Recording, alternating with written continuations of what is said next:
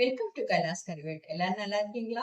இன்னைக்கு நான் வந்து அருமையான ஒரு ரெசிபிமா வந்திருக்கேன். அது என்னன்னா புரோட்டீன் ரிச்சான ஒரு ரெசிபி தான். வெயிட் லாஸுக்கு ரொம்ப நல்லது. பச்சை பயிர் வச்சு நாம ஒரு தோசை போடுறோம். ரொம்ப அருமையா இருக்கும். கரெக்டா இந்த வீடியோ ஃபுல்லா பார்த்து நீங்க ட்ரை பண்ணி பார்க்கணும். வந்து வேலையெல்லாம் பெருசா கிடையாது. ஊற போடணும், அவ்வளவுதான்.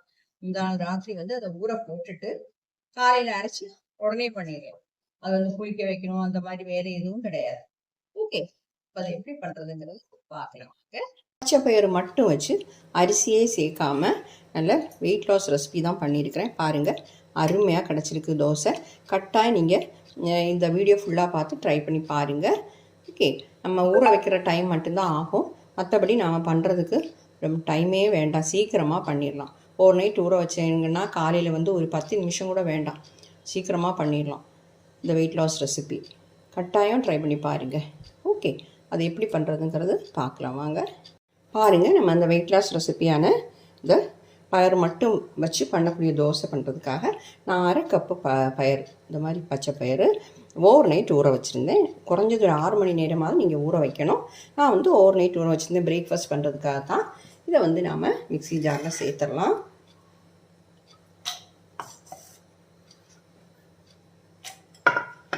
நான் வந்து இப்போ 1/2 கப்பு தான் எடுத்திருக்கேன், எனக்கு அவ்வளோதான் தேவை. இது கூட நாம் 2 பச்சை மிளகா, 1 கப் போடுறா இருந்தால் பச்சை மிளகா ஜாஸ்தி ஆகிக்கோங்க. ஒரு பீஸ் இஞ்சி வந்து போட்டிருக்கிறேன். இது ஃப்ரிட்ஜில் வச்சுருந்த இந்த கலர் ஆகிட்டு இஞ்சி. கொஞ்சமாக கறிவேப்பிலை, அப்புறம் வந்து கொஞ்சம் சீரகம் சேர்த்துடலாம். சீரகம் வந்து 1 டீஸ்பூன் சேர்த்துக்கலாம் பாருங்கள். அப்புறம் வந்து கொஞ்சமாக கொத்தமல்லி தழை சேர்த்துடலாம். சேர்த்துட்டு கொஞ்சம் உப்பும் சேர்க்கணும். உப்பு வந்து கொஞ்சமாக சேர்த்துக்கோங்க, ஒரு 1/4 டீஸ்பூன் சேர்த்தா போதும். இதில் வந்து உப்பு நிறைய ஏறாது. தண்ணி அதே மாதிரி நிறைய சேர்க்க வேண்டாம், ஒரு 1/4 கப்பு தண்ணி வரைக்கும் சேர்த்துட்டு நாம் இதை ஃபைனாக அரைச்சிட்டு வந்துடலாம். இப்போ நான் ஃபைனாக அரைச்சி எடுத்துகிட்டேன். இதை வந்து ஒரு பவுலுக்கு மாற்றிடுறேன். கொஞ்சமாக தண்ணி இந்த மிக்ஸி ஜாரில் விட்டு சேர்த்துக்கலாம். பாருங்கள், மிக்ஸி ஜாரில் கொஞ்சமாக தண்ணி சேர்க்குறேன். இது வந்து இந்த தோசைக்கு நிறைய தண்ணியும் வேண்டாம், அதே மாதிரி ரொம்ப கட்டியாகவும் இருக்கக்கூடாது. ரொம்ப கட்டியாக இருந்தால் நம்ம பரப்ப முடியாது, ரொம்ப தண்ணியானாலும் சரியாகாது. பாருங்கள், இந்த மாதிரி இருக்கட்டும். உப்பு வந்து செக் பண்ணிக்கோங்க கரெக்டாக இருக்குதான்னு.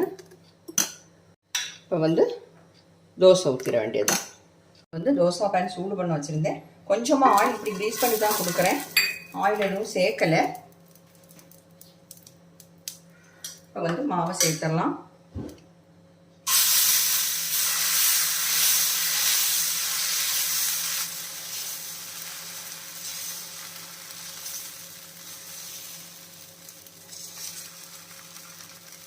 எவ்வளோ தூரம் நைஸாக வேணுமோ அந்த மாதிரி நைஸாக பரப்பிக்கோங்க. ஃப்ளைம் கம்மி பண்ணி வச்சு தோசை வார்த்துடலாம். பாருங்கள், சீக்கிரமாக வெந்துடும், டைம் எல்லாம் ஆகாது.